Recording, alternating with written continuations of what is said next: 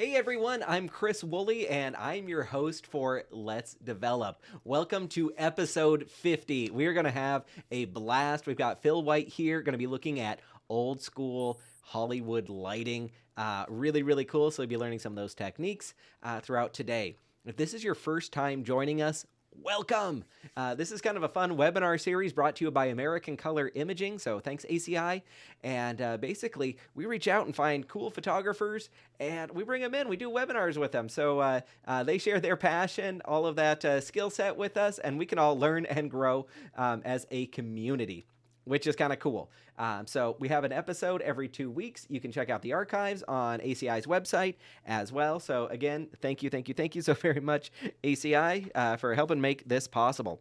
If you did happen to miss the last episode, Make Your Art Personal, Julie Savage was on and she was going through some of her stories and photographs and kind of explaining the stories behind them and how she can add in that cool twist and pull from her own personal experiences on it. So that replay is live. You can check that one out.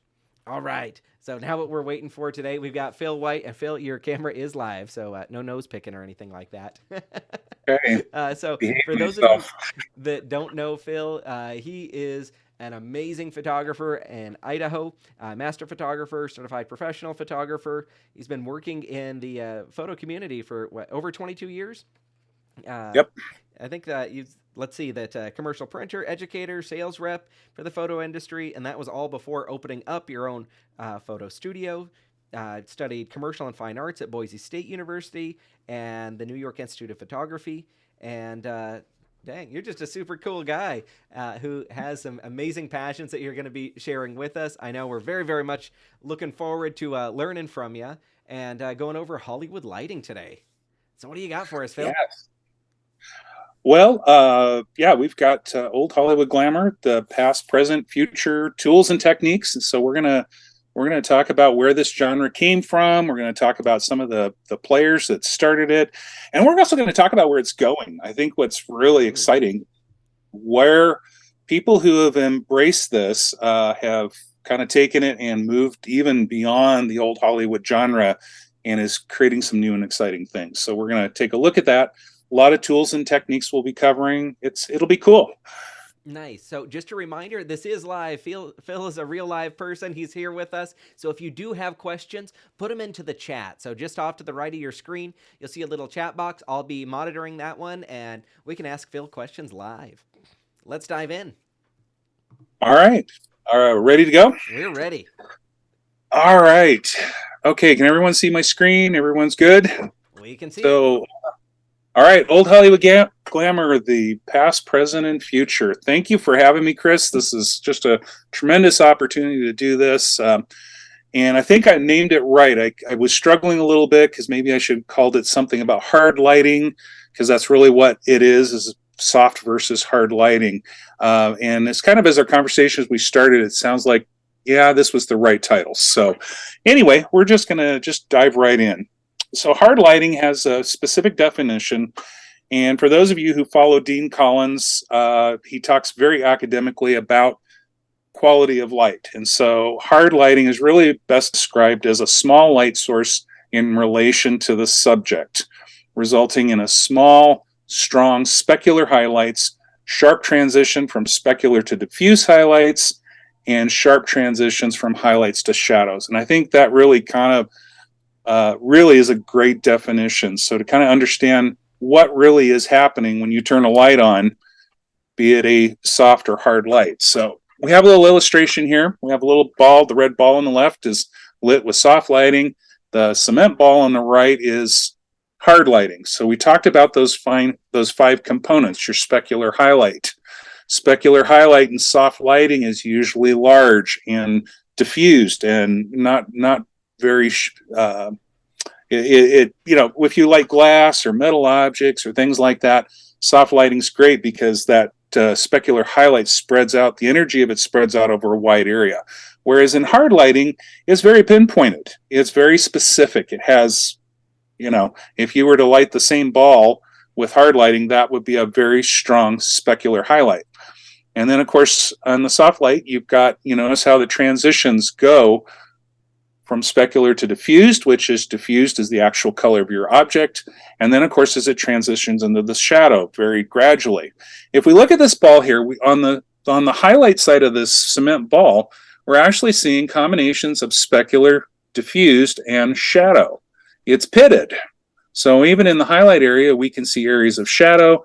We see areas of specular highlights where the concrete's kind of reflecting light just a little bit stronger than it is in the normal diffused highlight. So that's why we see kind of this mottled pattern.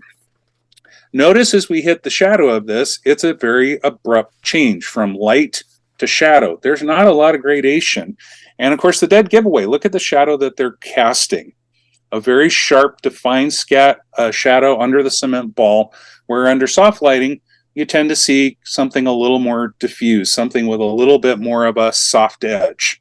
And so, anyway, these 5 components make up what is the quality of light. So when we talk about Old Hollywood, we are talking about hard lighting. We are talking about using the lighting that I think everybody has, for the last, I would say 40, 50 years have been, well, a lot of photographers almost have been running screaming from it because it's hard. Hard lighting is hard. And when you really take the opportunity to learn what this can do and apply it, it can really do some beautiful things. So right now, the look right here that we usually find with Old Hollywood lighting is we're going to find pools of light, very strong shadows, strong specular highlights, and we're going to find some rich tonality. So in the illustration of the ball, if you look at the face of the gal in the middle, I want you to note, first of all, the specular highlights in her eyes. They're very small, because again, this is a very small Fresnel lens that is about 6 feet away. And so you're not going to have the big, luscious catch lights that you have with a 4x6 Larsen softbox. They're going to be very small and pointed. We have beautiful tonality in the face. One of the big dead giveaways is where that shadow on her jawline meets, or the diffuse highlights meet the shadow on her jawline. Notice it becomes very abrupt, and the shadow under the nose is very sharp and abrupt. And so really it just reveals some beautiful details.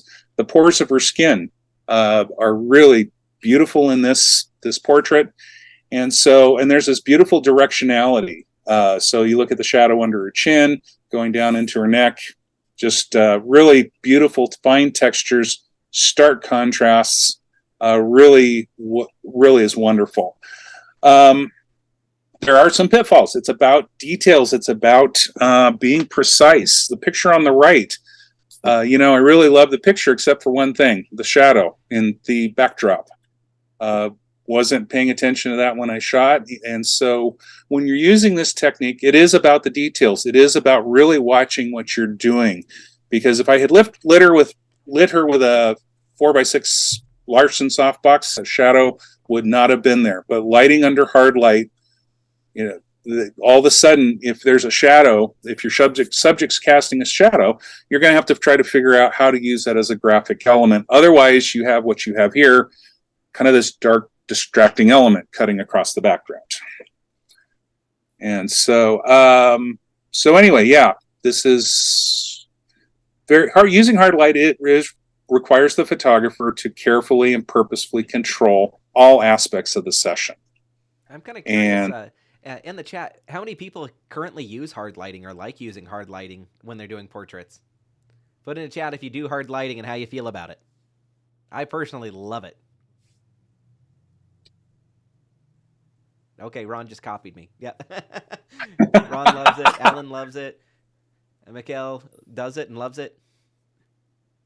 Okay, we're getting, I think, a consensus here that we found the right group that really enjoys that hard lighting. So often we get that natural window light or the diffused ambient shadow type light. But the comments are saying that they use it and they love it. We want to learn how to do more. Wonderful. So why hard light? I think there's a great deal of creativity. I like to think that there is actually new frontiers that are available with this genre. We're gonna kind of explore some of that, but quite honestly, we've been all about the soft light since the 1960s. I think really there's some really cool things about hard light that they're still yet to learn. All you got to do is tune into Lindsay Adler's YouTube channel, and she's taken this amazing exploration of hard light and vintage themes, and really trying to do them in fresh new ways. And so it's really inspiring to see people like that doing that. And I think there's so much left to be discovered in this genre. The opportunity for us as business people is really to be able to stand out from other photographers.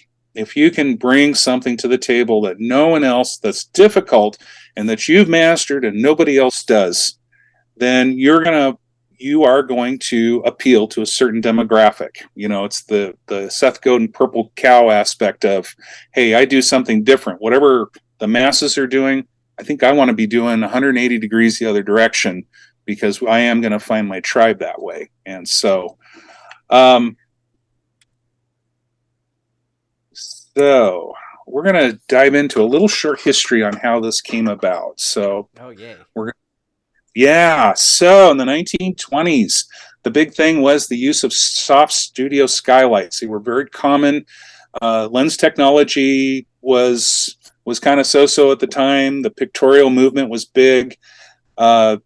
Focus was a little soft in those lenses, and they used large apertures because all they had was the natural light streaming into their studios, and of course long exposure times. About 1929, 1930, the Great Depression happened, and several things happened that brought about old Hollywood lighting. And so one of the first things was the Hollywood production houses, MGM, 20th Century Fox, Universal Studios, realized that there was money even in the Depression. Movies were a very inexpensive way to entertain people, and so they kind of doubled down on the entertainment element through that time frame. And people like George Hurrell were hired to be contract photographers. Well, they didn't, back in the time, the studios, for the most part, had hired the celebrities. They weren't independent people. It was like, okay, we have this movie, we're going to use so-and-so, we're going to use so-and-so, and we're going to use so-and-so. And lunch is at this time. The photographer shows up at this time. We got a little spot in the corner of the studio. He's going to set up. We're going to do the promotional pictures. Then you're back to work, and we're back onto the shooting, and blah, blah, blah. That's kind of how things went back then. So these photographers lost their skylight when they went to the sound studio. So what did they have? The big Mole Richardson Fresnels that all the cinema photographers were using. That was the only light they had. So essentially, they learned from the cinematographers. Cinematographers started learning from them, and this whole genre was born. Right about the same time, optics were being vastly improved. So the sharpness level was going up in photographers' work. And as a result of these big Mole Richardson lights, they were having to use smaller apertures. So kind of the three things that make up Hollywood glamour: small apertures, high quality optics, and sharp, hard lighting.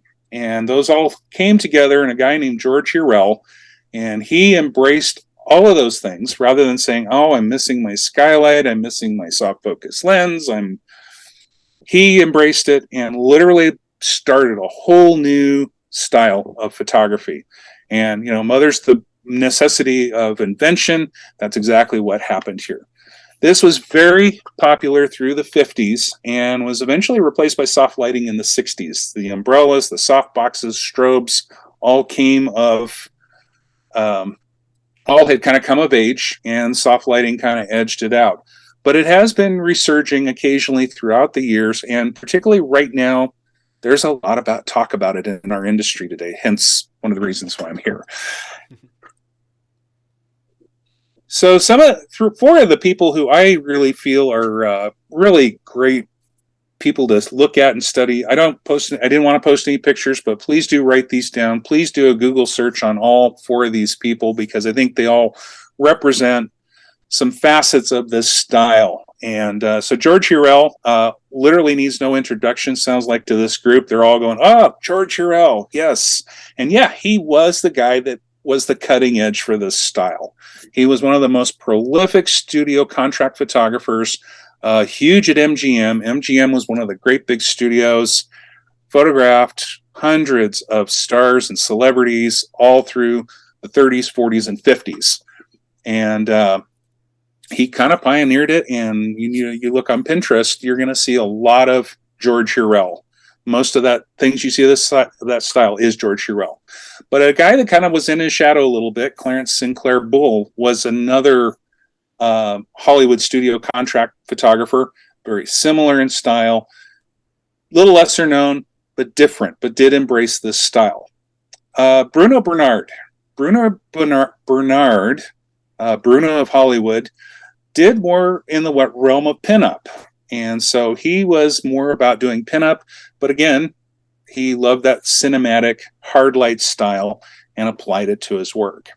One of the most interesting outside of George Hurrell is a guy named Horst P. Horst, who worked in the fashion industry, who also embraced this style.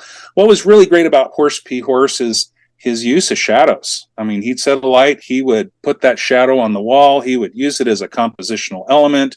His subjects had a very statuesque, fine art, almost Art Deco type look. And so really all three of these guys are worth a little bit of study because I think they're all just a little different. But I'll tell you what, it really was the four, my favorite that came out of this whole era and time. So today we've got several people who also embrace this style. And these guys are very, very different. And again, I'm not going to show any pictures. I just want you to go to the websites, go to their galleries, and just go feast on this stuff because it's outstanding. Harquois Studio of Paris, 1934 is when they started. They took the Hollywood style and made it uniquely their own. So you look at their work, you go, yeah, that's kind of Hollywood style-ish, but it's different and it's cool and it's really cool. Well, they've never changed since 1934. The one time we can go look at a studio photographer that's since 1934 have done the exact same style, has been incredibly successful at it, have a luxury brand in Paris that routinely photographs celebrities throughout the European Union, and we have celebrities from the United States coming over for a Harquois portrait. StudioHarquois.com. Go check them out. These are people who have just kind of a lot of integrity there and luxury branding. Lindsay Adler needs no introduction. Just look her up on YouTube. You will see she is doing the old new fusion with this vintage lighting and taking it into whole new realms. Matthew Jordan Smith loves hard light. He's a fashion photographer. I met him through ASP a few years ago, and he's well-known fashion celebrity photographer. He loves hard light, and if you look at he does a lot of flat lighting, but it's hard flat lighting, and really has just kind of a cool style all his own. Vincent Peters, probably one of my favorites. Fashion photographer, appears in Vogue magazine a lot, as well as many others. This is a great example of someone who really has successfully marched to the beat of his own drum. He uses hard light. It's not really Hollywood glamour hard light. He literally has done something completely different and has made it completely his own. It's kind of a gritty, hard-edged type of light. And here's the fun fact about him. He shoots exclusively on film on a Mamiya RZ67. So pretty cool. Last guy on the list, Damien Lovegrove. Although he's from Great Britain, no longer runs a studio. He runs photo adventures, and so he'll get models. He'll set up in this really exotic place. He'll have this small group of people that he'll mentor, and they have all kinds of fun in villas and mansions and stuff photographing models. And his style is very much classic old Hollywood / film noir. He does it well. 2 great big galleries on his website of film noir and old Hollywood glamour. And he's got some educational materials out there too. So the tools, any light source that is small relative to the subject is a great candidate for this style of lighting. So here's the gold standard of old Hollywood lighting. And I actually have a number of ways to do this. This was my old school. This is one of my first uses of the Fresnel lens. I got on eBay, purchased some old theater lights, and my dad rigged up a little box with a rheostat on the side, and they worked well for a number of years. They still work well. I don't use them regularly. Sometimes I'll use them as props in the studio, but this is really a kind of cool way, and you can still find these very inexpensively a number of different places. So the Fresnel principle, if we look, it's got a very unusual lens on it. And you look at the diagram, basically it works on the same principle as a lighthouse. This is a very efficient modifier. It takes light, collects it into that lens, focuses it into a very directional beam. So if you've ever looked at a lighthouse, you get up into the lamp house, there's this 1,000-watt light bulb, which kind of sounds like a big deal, except the thing is, the ships 28 miles at sea can see it. Well, the reason why is because that huge Fresnel lens goes and gathers all of it and projects it into a very straight directional beam out into the ocean where people can see it.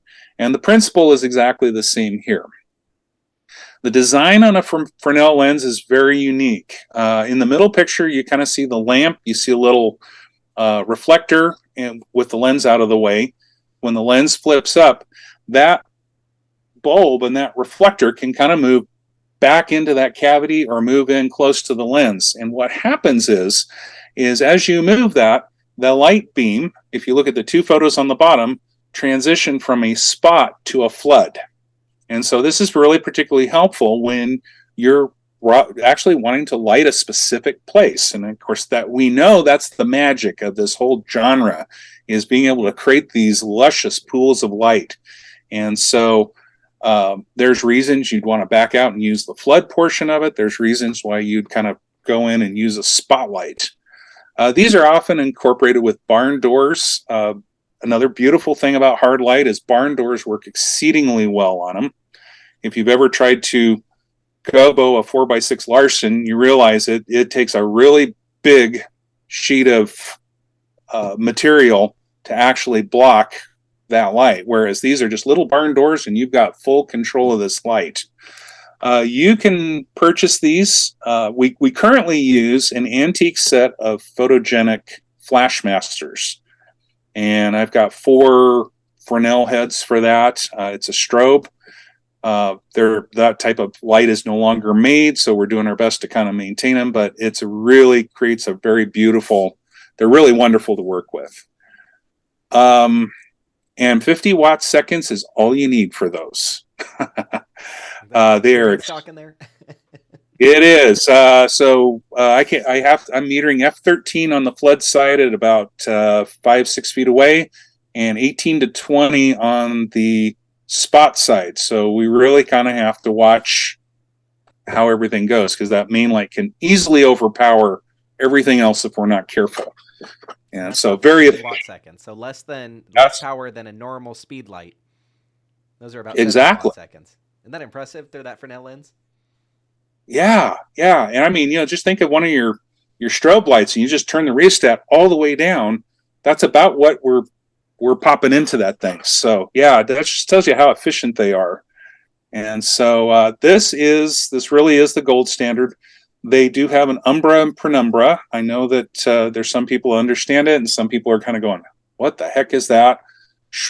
The short description, the penumbra is kind of the area around the bright spot in the center. That's usually the sweet light, where really it's at its best. It's a very small, narrow band. You find it, it's absolutely beautiful. And so anyway, really, honestly, if you're serious about this, these come as strobes, these come as LEDs, these come as incandescents. And if you're serious about this, this is the light to have. So the second light I want to talk about is the grid spot.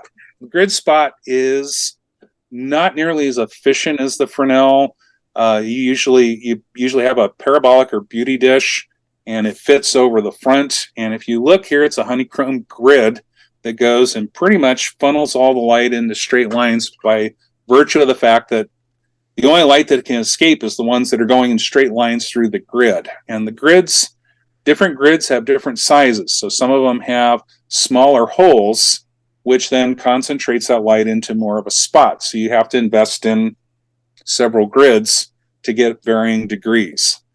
This is a really good way to do this inexpensively. I've got an 8-inch parabolic on here. We've got about a 30-degree grid. I think I've got a 10 and a 20 grid on there. Every time you get a smaller grid, though, they are absorbing light, and you've got to power up your strobes in order to overcome what they're absorbing versus what they're letting through. What's wonderful is they have a wonderful penumbra area that you can light portraits in, and it's really easy to feather. They're easy to use, and you can put barn doors on them. One of the cool things is incorporating a grid spot with a beauty dish. If your subject or your model is a little concerned about what age is done to them, it's kind of an interesting hack because you can utilize a larger light source like a beauty dish with the directionality of a grid spot. And what happens is as you have an older model, they're probably going to appreciate it a little more because you're going to have a little bit more of the larger light source kind of softening some of the things they're worried about. And so I don't have one, but I think I should probably look into it because I think it's I think it's worthwhile because I do find there are a lot of people over 40 that are going, I really love this, but a Fresnel may not be necessarily as kind to somebody who's sensitive about their age. And so anyway, just some thoughts on there. Mostly inexpensive to invest in, but you have to invest in a lot of them if you've got numerous modifiers. What's have that? a vocab question from Yogi. What's a penumbra area? Can you describe that? Okay, so in the middle slide, you see the light on the background right there. You see where it's really bright in the center. So that is where the parabolic is right now, focusing through the grid, the absolute brightest part. So essentially where the light converges and creates that bright spot, that's called the umbra of the light. And so the penumbra is the area outside. It's the one where it's starting to diminish around that soft spot, and you see it kind of diminishes into black. That's the penumbra area, and that's about where you want to put a portrait. It's very similar to a softbox. You turn the softbox to where you're catching the very edge of that light. It's, again, the umbra and penumbra concept, and I think the same is true with grid spots and Fresnels. There is this kind of right on the edge, there's that soft area that usually you find your best light. Did that answer the question? Yep, absolutely. Thank you. Oh, you bet. Also can be used with barn doors to further control the light. We just talked about barn doors. Barn doors, you can use it to kind of exclude light, but you can also be very creative. You can do the very film noir thing. On this particular model, I just squeezed it down to where, the slot on the barn doors was about this big, and it just mostly lit her eyes. And so barn doors, I think, are an essential tool to have with your Fresnels or grid spots. And I'm going to mention one other tool. I forgot to put it in. It's called a snoot. And a snoot is nothing more than a cone that takes a parabolic and makes it small and throws a little spot. They can be used. I still prefer grid spots and Fresnels. I do have another question from Michael. Wants to know if Sure. photogenic mini spots are a suitable substitute for like the front Yes, lenses. absolutely. Those are awesome. Yeah, they get a little dial in the back, and you can widen or narrow your beam. Uses incandescent light. They're fantastic. Yeah, get a set of those. Those are awesome. There we go. See if you can get barn doors with them too. They'll do everything that we've talked about here. Okay. So kind of a funny thing, most people don't often think about this, but speed lights, when you take your regular old Canon or Nikon flash and look at the end of it, you're really looking at a small rectangular Fresnel lens. So kind of in lieu of anything else, you can take a speed light, and one of the great things about it is they have an adjustment from 28 to 135 millimeter. And you can dial that adjustment. So think of it as 28 millimeter is a floodlight and 135 is the spotlight. You're So you referring can to the kind of zoom on the dial in. flash? The zoom on the flash, Okay. exactly. That's what we're talking about. So if you have like a Godox radio system, or there's a number of other ones, mine's Godox, so you're welcome, Godox. I can go and I can just kind of dial the width, and how narrow this beam is or how wide the beam I want it. This was taken at after dark in Austin, Texas, with the Godox 8200, and beautiful, hard, very kind of gritty light. And so these can work very well, and is a good substitute. They're not perfect, but they're a good substitute for a Fresnel or a grid spot in kind of if you don't have anything better. And so you can use this and use these successfully. Your Godox tends to have a modeling lamp. This one does, so it really makes it easy. If you got a speed light, you're kind of doing the guessing by golly, because basically you're going to spend a lot of time chimping. And I did once. Narrow beam, and you're trying to hit a target you can't see until the exposure's made, but it can be done.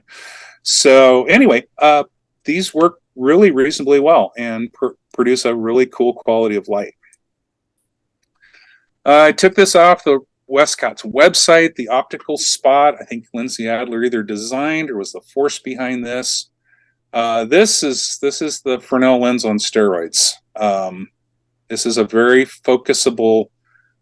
If you look at the spot it produces, kind of in the background behind these models, that's what it does. I mean, a perfectly round circle. There's no, in fact, there is no umbra or penumbra. It is just a spot of light. And when they have accessories like these little gobos, we'll talk about gobos here in a second, that create these little patterns and colors. I mean, this is kind of takes everything and just creates a whole new tool out of this. And so anyway, check out Lindsay Adler's YouTube channel. She refers to this quite often. If you want to see something super creative, George Mayer on Behance.net. He commonly uses a system, either uses this or something similar. He'll take nude models and he will adjust these to where basically you see their face, everything else is perfectly black. They're in a sense, they're clothed in shadow. And so it's a great place to kind of look and see kind of a fun and innovative technique. And of course, Lindsay uses the patterns on these. You can project them on backgrounds. You can project them on people.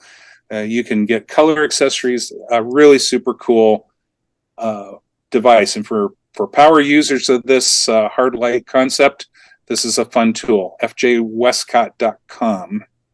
Who was that photographer that you said on Behance? George Mayer.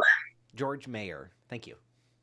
George Mayer. Yeah, you see how the light, you get these really sharp shapes. That's essentially what it is. I mean, full-bodied models, and he'll light the face, and it'll come down, and the light will just literally make kind of like a low-cut dress. But I mean, she's basically dressed in shadow, and so super cool stuff.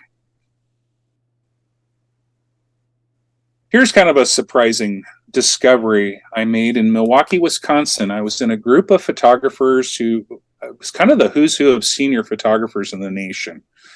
And I had a friend who invited me along to this. And these loom cubes here were literally the talk of this whole thing.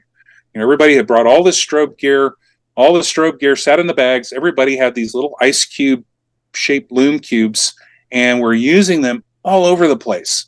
And one of the wonderful things is these mix well with ambient light, and everyone's in this bar area. I mean, you didn't have power issues. You didn't have these strobes that you were trying to balance ambient and strobe. It's kind of like you just kind of dialed in till it matched the surroundings, and there you go. I took a loom cube off to the right-hand side, had somebody holding one on the left, right by her elbow, with an amber gel. And it worked out perfectly. And right here on the right, After Dark Austin, I gal in a bar at the bar area, and just to set up just these little handheld loom cubes, created this really beautiful hard light that are in these two photos. Completely waterproof. You can dunk these things in water while they're lit. They're really cool. The cookie or the cucaloris. So basically, if you look on the left, you see my hand there. I'm holding out this piece of foam core. I basically cut out a bunch of shapes. This is an old Hollywood trick. If you remember old movies, you'd see a white wall, you'd see some actors in front of it. You see kind of this modeled pattern like the moon's coming through the trees, and you have the sense that they're out in the garden and they're having this discussion, blah, blah, blah. Okay, that's not a tree. That wasn't the moon. Mole Richardson light through this big cookie that created this pattern. And the closer you move the cookie to your light source and away from the area you're projecting to, the softer and less distinct that pattern becomes. The closer you move that cookie to the object you're photographing, the more distinct. A cookie or a cucaloris or gobo can be anything.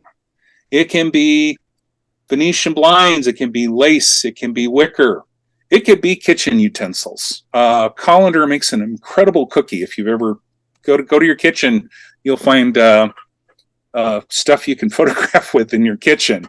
Plastic plants, the leaves from plastic plants are really awesome and can create some really awesome patterns on just an otherwise flat background.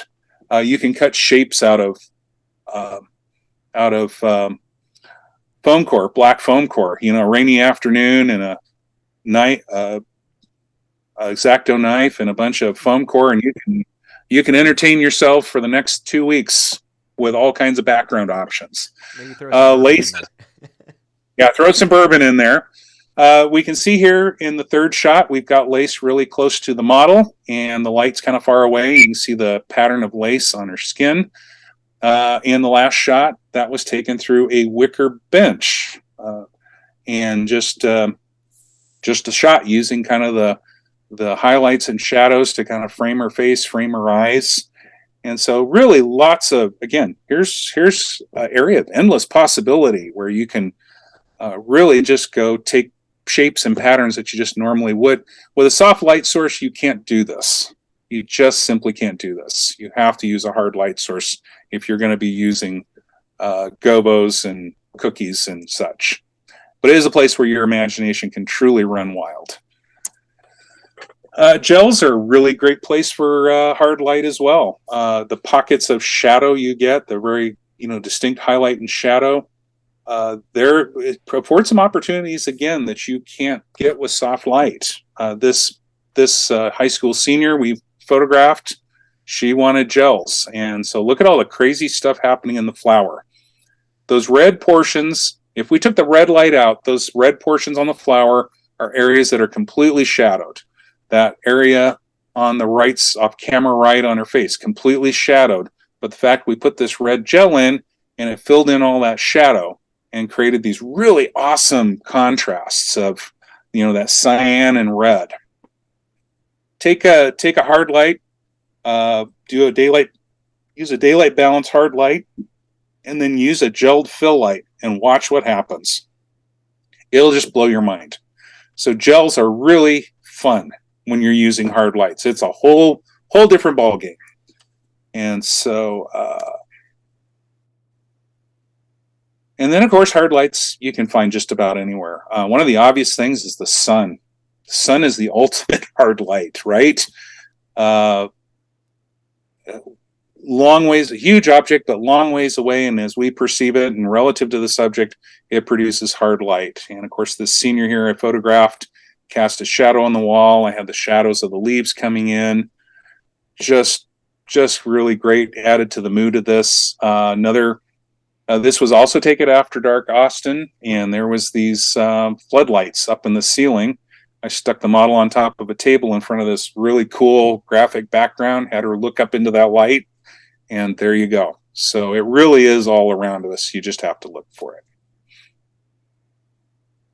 So techniques. We're going to kind of dive into the specific techniques. I think probably most of you know all of this, so this is probably going to be a review of what you already know. However, I'm going to highlight the fact that you really need to have an element of precision when you do this. And honestly, using hard light is going to make you a better soft light photographer. Certainly going to make you a better hard light photographer as well, but it's something you can take into all areas of your lighting, because if you can light with hard light well, the rest of it's easy. or seems easy. Okay. It requires that both you and your subject really slow down and run this session very purposefully. I've had a lot of models who, they get up under a softbox and they're moving and they're flipping around and moving side to side and turning their heads. This is not the genre you do this. This is the genre where I need you to look here. We have a little itty bitty spot of light. Your face goes in there. And the photographer really kind of has to take control of this, because sometimes, most often, unless it's a very experienced model or a very experienced subject, have no clue what you're trying to do. And so anyway, it is one of those things. It just takes a lot of control by the photographer. Paramount or butterfly lighting is right now my go-to for Hollywood lighting. Essentially, you raise the light high and in line with the nose to create a butterfly shape under the nose. There is no cheating in this genre. It will be very distinctly butterfly shaped, not just kind of a soft shadow under the nose. The shadow should extend from the tip of the nose and not quite touch what's called the Cupid's bow of the upper lip. So it's going to be in between. It's going to be right in there. So the shadow's not going to touch the lips, but you should see the shadow. So probably a few people saw early on, I had one or two instances where there wasn't much of a shadow under the nose. So you caught me. It is one of those things you got to really be mindful of and really be watching the shadow. So while you're doing that, you're watching the eyes, because you don't want this light so high that you lose the catch lights in the eye, because that can happen. And then also you're watching the cheekbones, because the structure of the cheekbones, this is where the magic of this lighting comes in, is where you get those luscious shadows in the cheekbones, shadows in the dimples, and oh my gosh, and then the highlights, just the highlights in just the perfect spot. And so that there is a butter zone where you get the cheekbones, you get the eyes, and you get the shadow of the nose just right, and it's perfect. Loop lighting is also commonly used, a little bit more dramatic. It just basically, you're going to put a loop. The shadow is going to form a loop just to one side of the nose.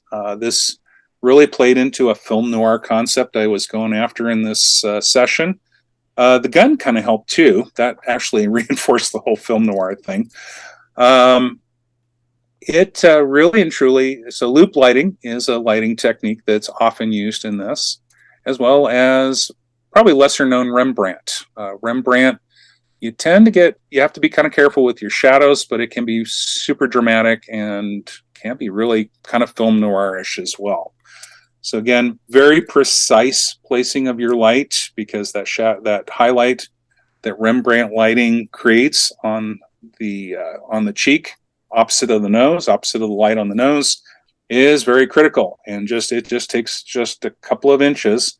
That loop in loop lighting, that shadow will disappear if the model's head moves one direction or the other. And same with Rembrandt light. That little sliver of light will disappear if she moves her head too far one way or the other. So again, control is really important, not only in your lighting, but also in coaching your subject.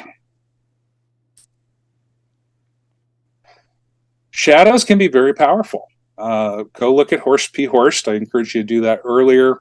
They can be a really great compositional element with this, because they become very distinct and they become the shadows are very present and can do a lot to improve or create mood in the picture. These are graphic elements you can capitalize on. So again, with soft light, these types of shadows are not available or as easily available, whereas hard light, basically having almost a mirror image of somebody a little differently. Fill light is kind of a critical element to this, and we're going to spend a little bit of time. How are we doing on time, Chris? Are we doing okay? Yeah, we've got about 15 minutes left. All right, I think we're doing good. All right, so the fill light is something that purposely needs to be incorporated in your scene. You just can't throw a reflector up and say, okay, I've got a reflector, that'll take care of my fill light, because essentially, like a softbox, there is a lot of blow-by that happens around the subject into that reflector and reflects back into the shadow side. A lot of times with this lighting, with Paramount lighting or with anything else, you're going to find that there really isn't a lot of blow-by. that really most all of your light has kind of mostly hit the face, and there's not a lot coming back. So you are going to have to probably decide to purposely add a fill light. So I'm going to give you a couple of ideas for that. Phil, real quick question on what was the photographer that had the really cool shadows? That name again? Horst P. Horst. All right, So the and that was first on name the and the slide. last name are exactly the same. His middle initial is P. Okay. Horst, letter P, Horst. I know it's kind of crazy, but yeah, he's got some really cool work, and yeah, it goes clear back into the 30s and 40s. So the classic Hollywood lighting, when you add a fill light, you are shooting for a 5-to-1, typically a 5-to-1 to 8-to-1 lighting ratio. So for your CPP nuts, you know exactly what I'm talking about. People who have their CPP degree. For everyone else, it's 2.5 to 3 stops less than your main light. So you're really just adding a little bit of light to just throw some detail into the shadows. And if you go beyond 3 stops, your shadows just go black. So you really do have a good working 3-stop range. I prefer 2.5 because I like to have options. I can either do a little dodging and a little burning, but I love to have the ability to do options. If I'm at the 3-stop range, my options become a little less limited. I can always darken areas. Sometimes it's a little tougher to brighten them. But the fill light behind the camera is kind of the classic Monty Zucker method. There was a great program, Tim Meyer. I don't know if he's on this call, but thank you, Tim Meyer, for your ASP presentation. Wonderful stuff. And a few of these discussions on the fill light came from his program. So, Tim, thank you. This is great. This is a great way to do this. And of course, I think generally, for those of you incorporating a fill light in your studios, this is probably what many of you are doing. And it's a good way to do it. One thing Tim turned me on to is actually moving the fill light behind the main light to where your fill light and your main light are all coming from the same direction. And it makes sense. And we're starting to incorporate that, and it's cool. I don't have any pictures yet, but it's super cool. I like how it's doing. So the fill light does not necessarily have to be right behind the camera. It can actually work very well behind the main light. And so, again, thank you again, Tim, for that tip if you're on board. And so anyway, very encouraging. You can use a reflector, but you have to light the reflector. Okay, so this right here, this is a bad representation because I do not have the reflector turned right. It should be turned flat. I have it set like pageant lighting where the reflector sits flat. Hardquast Studio uses this as their fill light technique. And they go and they blast 1 or 2 Fresnels into that umbrella. It comes right back up into the face. And that's what they use as a fill light. It is beautiful. Go look at Hardquast Studio. Their portraits are just jaw-droppingly amazing. And this is one of the secrets to what they do. Disadvantage is you're really only photographing from the waist up because you got to have a place to put the reflector. If you put it on the floor, you're going to probably create some problems. But it's a really nice look for, probably waist up portraits. So that's a fill light. There was just a couple of ideas for the fill light. And then again, you're not necessarily limited to that. If you find another way, if you put the fill light, maybe you put it off to the other side of the camera, that's okay too. So just do what works for you. So the accent and the kicker light, the classic accent and kicker comes from behind. So right up here behind in this graphic is a kicker light, and it's coming usually from high and behind. You can use a grid spot, you can use a snoot, you can use a Fresnel. All of those will work. This is the classic old Hollywood portrait. And usually you put it opposite of the main light. So wherever your main light's hitting, high and behind, coming in, is usually the classic place most of the old photographers had put it, is kind of high and behind. Watch your power output. These are, like I said, these are sharp specular lights, and your specular highlights can really get out of control. I did a competition print last year. Chris, you remember that, where I'd actually stuck it in behind her head, kind of sort of 80s style. And I had a real real tiger by the tail trying to tame all those highlights, and even so, it didn't do really well.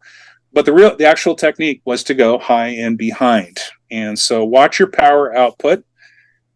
Something I will note here is whenever you turn a light towards your camera, it's going to appear 2 stops brighter than it actually is due to the efficiency of a light being directed towards the lens. So your power output on that kicker light is really important. Make sure you're at least 2 stops less than your main light, or else you're going to start running into specular problems. Great technique Lindsay Adler talked about was the use of using gridded strip boxes. You really have the advantage of what is a hard light because they're narrow, but they're long. And you can place those where you can get light into the hair, you can get light down the side of the body. You can also create that specular look with gridded strip boxes. They work really well, and they're pretty easy to control. Again, watch your power output, but the results can be very flattering. And this is one place where I did try it, and it really does have that old Hollywood look, yet we're kind of getting some light up in the top of the hair and down the side of her sleeve on camera left. So yeah, it works really well. Using the same picture, we're going to talk a little bit about the background light, starting with the soft spot. You can just, the light's right behind, pointed at the backdrop. Most people use this, but not what everybody does is we'll take that Fresnel and go shoot it up the backdrop sideways, creating this little beam. So camera left up in the left-hand corner, you can see this beam of light kind of traveling up from a light I had down on the ground in the lower left-hand corner. You can also use cookies with this. You can create a modeled background appearance. You can do lots of things. You can actually cut out all kinds of different shapes. I've seen all kinds of crazy things. And again, only limited by your imagination. Foam core and a razor knife and a rainy day and a bourbon, and you got lots of backgrounds. You can use a lot of lights, but really, when in doubt, keep it simple. I've seen images, they've used 5, 6, 7 lights, and all of them had a very specific purpose, but I've also seen very beautiful stuff with 2 lights. Very quick discussion on post-production. And so the goal is to kind of create a very beautiful porcelain look to the skin with a great range of tonality without losing the pores on the skin. Again, we're using hard light because we love the texture it has. So retouching something to where those pores are gone kind of defeats the purpose. People really quickly become a mannequin instead of a human under this type of lighting with too much retouching. So George Hurrell, interesting, a little historical note. When he shot his negatives, he had a team of retouchers, lots of retouching fluid and spot tone to take care of blemishes on all these movie stars. The interesting thing, they had a grit that they used to rub into the emulsion to kind of thin out the emulsion in areas. That's where they actually accentuated the shadows and like in the cheekbones and around the nose. They actually ground off a little bit of emulsion when they did that. That was part of their retouching technique. They also, if they missed the highlights in the eyes, they weren't opposed to just taking white paint and dotting them in. And so there was a lot of retouching Hurrell did with his work. And so we have Photoshop, which kind of takes the place of most of that. And so like everything else, blemishes, it's just like in Photoshop. You want to make them go away because hard light's going to make blemishes all in capital letters. Dodging and burning is really important. That's where you get all those beautiful subtle tones. Stray hair is something that you're going to be dealing with because basically you're lighting those up like a candle. And so there's a million ways to deal with stray hair. Keep it real. Don't make hat hair. Take care of the long strands and just kind of tone down the rest. But that is going to be something you're going to be dealing with. Skin smoothing, again, not too much. Don't want a mannequin. Here's something right here. Good black and white conversion presets, actions, or software. I love Silver Effects Pro. DxO's got a new version. I've got the Google version. Oops, I misspelled Google. Sorry, guys. But it really creates a beautiful tonality with this. And so I think good black and white conversion is a must. Got another question for you. Do you have a favorite Yeah. lens and ISO that you like to shoot with? Well, due to the fact I'm metering f13 and f20 respectively, I'm using 100. So I wish I could dial my camera down even a little bit more. But yeah, you want to ISO. I think is relative to the brightness of the light you're using. If I'm using lume cubes, I'm dialing my ISO clear up to where I'm can deal with the lume cube. If I'm dealing with my photogenic strobes, I'm dialing the aperture down. But what is true to this style is apertures of probably f11 and higher. They used the big apertures back in the 20s and in the teens and such because out of necessity they had skylights and dim light coming in through the skylights. They're using these hot lights and they're bright, so these guys were stopping down. So really, to kind of capture the beauty of this, the smaller apertures are kind of preferred. So, but I do think ISO is kind of relative based on what you're using. What about like a focal length? Focal length,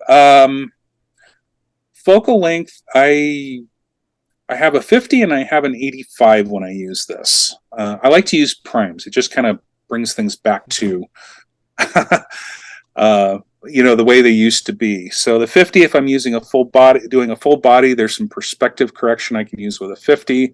If I'm getting in close, I'm in on the 85. And every once in a while, I'll mount up my zoom lenses. They work great. If I need, for whatever the reason, need to use a longer or even a shorter lens, I'm not afraid to go so. But 50 and 85 are kind of my go-to focal lengths. Cool. And we're just about at time, too. So we want to kind of wrap up thoughts I because we have got some prizes to give away as well. All right, 2 slides, real quick. All right. This will be about a minute. So don't limit yourself to black and white. Black and white is awesome, but remember, color along with other treatments can really create some cool and unusual imagery. So don't shy away from using color. Color can be great. Black and white, of course, is amazing.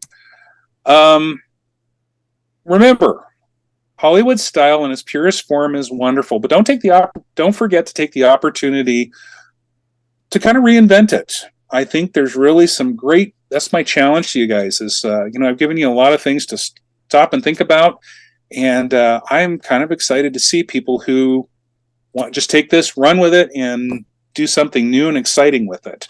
So anyway, there we go. Oh, very cool. So if you do have questions, let's put them into chat while we have Phil. And while we're typing those, we're going to go ahead and give away some prizes. First, want to let you know about a special that American Color Imaging is having. You can get 30% off of metals now through the 14th. I love printing this type of work on metals. I just love how it glows and reflects.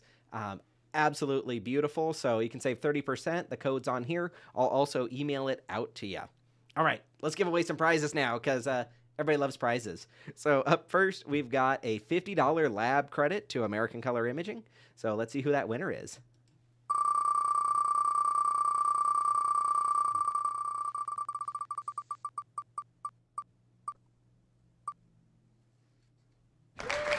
And we're Stu.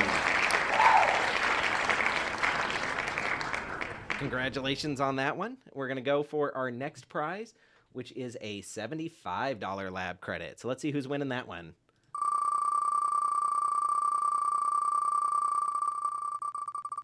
It's everybody's favorite part, getting to win stuff. And right on the line, it's Ron.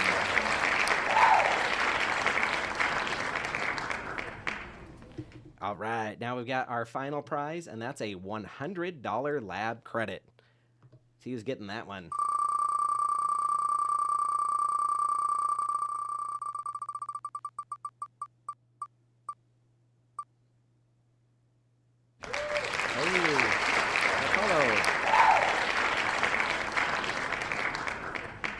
Getting those recorded so we can make sure that you get your prizes because we all like those.